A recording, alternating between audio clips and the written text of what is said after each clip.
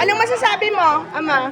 Ang masasabi ko ay hindi ko talaga maisaysay ang mga nangyaring nasaksihan ko. Ito ang the best na kaarawan ko. Nasurprise talaga ako sa ginawa ng mga kapatiran sa akin. Gulang na lang lunukin nila ako dito sa tubig. Hindi ko ito alam. Ito kanilang plano nila sa akin. Maraming salamat una sa Panginoon. Talagang naging enjoy ako. Na-relax ako sa pamumuno ng Lester Ana, Sir Vivian, Sir Bida. Talagang bidang-bida. At nagtatampo na nga ako dyan sa anak ko na yun na nagbibideo. Kung bakit sabi ko hindi darating, yung pala ay kasabwat sa nangyari. So, ganun pa man, praise the Lord, at nasayahan ako sa ginawa nilang pag-surprise sa aking kaarawan. Praise the Lord.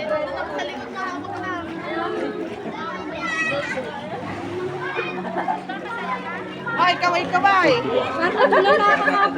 Sir Ana. Ina mo pag nabasa mo yan dyan, napakinggan pa na kung lasing. Ina.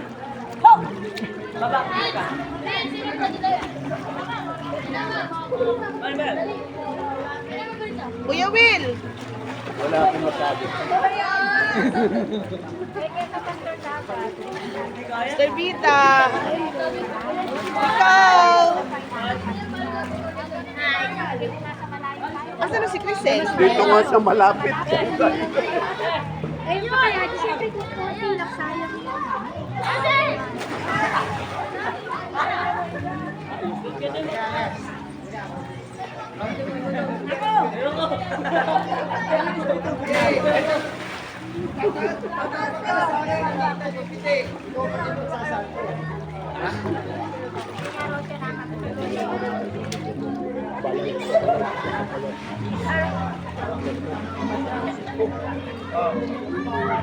Wala kasi nilalata ang isip ko. Kasi hindi pa nangyari yan.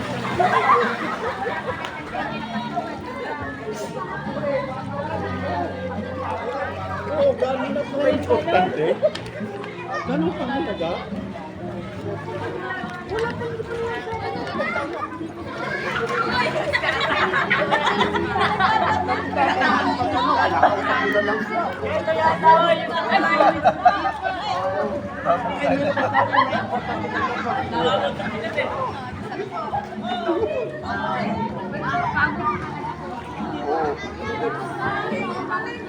Wala naman siya.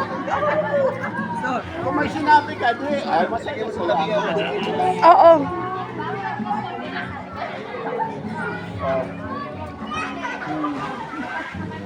Kasi yan. Siya man,